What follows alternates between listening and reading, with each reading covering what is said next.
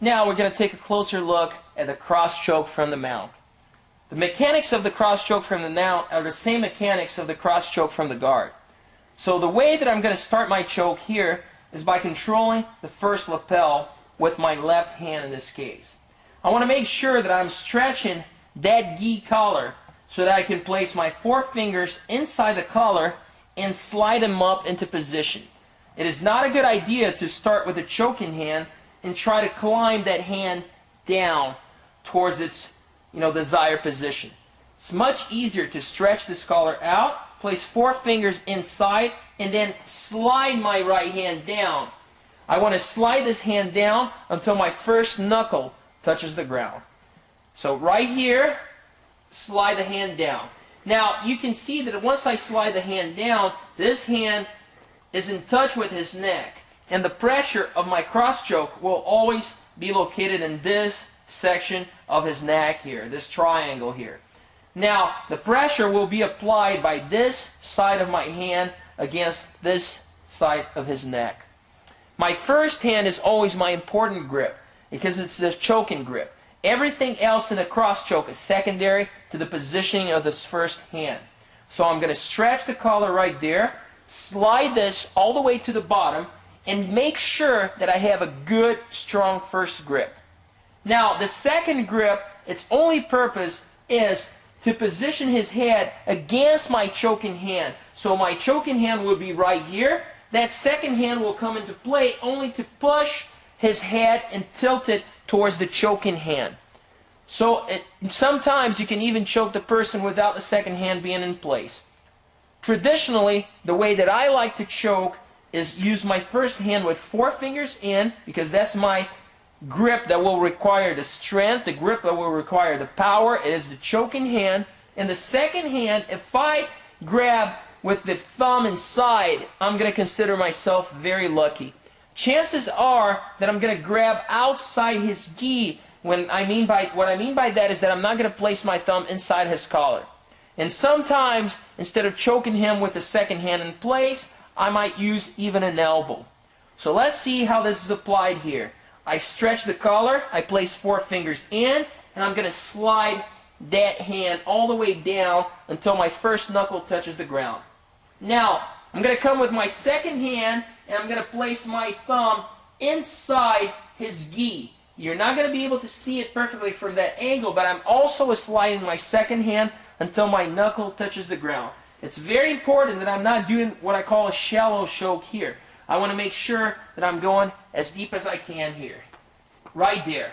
Now, once I get this position, I'm committing both hands to the choke. So I'm going to be completely off balance. If James just used his hips here to thrust me out of position, I would have to let go of the choke and base out, which beats the purpose of trying to attack him in the first place. In order to prevent that situation from occurring, what I will do is place my forehead on the ground, so I'm lowering my center of gravity, and at the same time, I'm basing myself out in case he tries to escape. So I stretch the first collar, four fingers will slide through, knuckle to the ground, second hand will come in, and as the second hand comes in, my forehead will touch the ground on the side of the second hand. That's very important so I'm not off balance. Now, once I get to that position, the time comes to finish the choke. The best way to finish the choke is to bring your elbows towards your body. So I'm not opening my elbows like this, but instead I'm positioning my elbow towards my ribs. At the same time, I'm doing this move here, and I'm exaggerating this now. My hands are twisting, so my palms are facing me like that. Right? This twisting motion is very subtle, but it's a very important part of executing this choke properly. It'll take away any slack, it'll make this choke very tight, and it will allow me to use the power of my arms to apply the choke and get to submission. So right here, first hand, I'm going to stretch the collar. Four fingers come in, deep to the first knuckle. Second hand comes in. If you cannot get it deep enough to the first knuckle, at the very least my fourth knuckle will touch there. Now I'm going to, as I do that, I don't wait for this to be in place. As I'm doing this, I'm lowering my forehead to that side and I touch it to the ground. Now I'm going to bring my elbows towards my ribs at the same time using that twitch and get into submission. So always twist before getting to submission. Once again, 4 fingers come in, knuckle to the ground, second hand with the forehead, twist, and get the choke. Let's take a look at the same choke from a different angle. I start from a good mount position, meaning that my knees are near his armpits, and the first thing to do here is get control of his collar. So I'm going to pull the lapel up to get it to stretch. That way I can use 4 fingers from my right hand here, place them inside, thumb is on the outside, and I slide this hand up all the way down to the ground until my first knuckle touches the ground. I want to make sure this first grip is very strong because this is going to be my choking hand. Everything else is secondary to this hand position here. Now my second hand will come into play. My second hand, I normally use my thumb down inside the collar. Now, my knuckle will touch the ground. Usually, if you can touch your 4th knuckle to the ground, it's going to be good enough. Now, sometimes you can even go deeper and touch the first knuckle. It doesn't matter. It's up to you. Now, I'm going to get the first grip in. Now, second grip will come in here. And I'm going to lower my forehead to the ground as I execute the choke. I'm going to pull up, use a little twist of the hands, and get the tap. Now, it's also possible to use a different type of grip here. I could use right here, and the second hand outside, like this. Lower your forehead to the ground, and apply the choke. As a last variation, I could place my hand here, and use my elbow. Once again, it's important to understand that what really matters there is the first hand, the choking hand.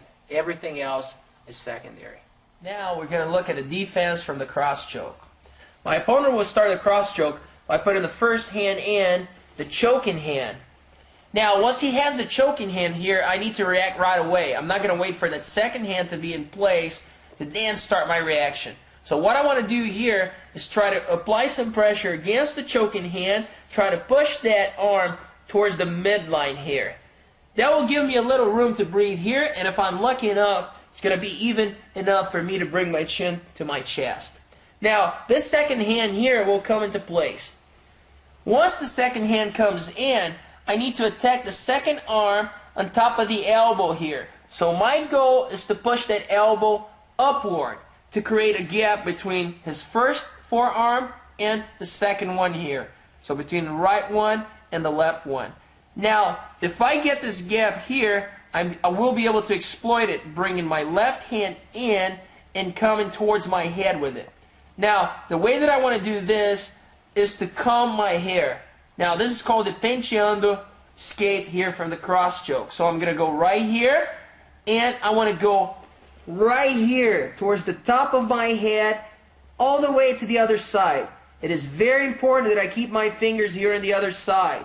Why? If I just insert this hand right here and I stop there, he's going to choke me through it. So this is a very powerful choke. I got to respect it, and I got to make sure that I'm going to go all the way to the other side.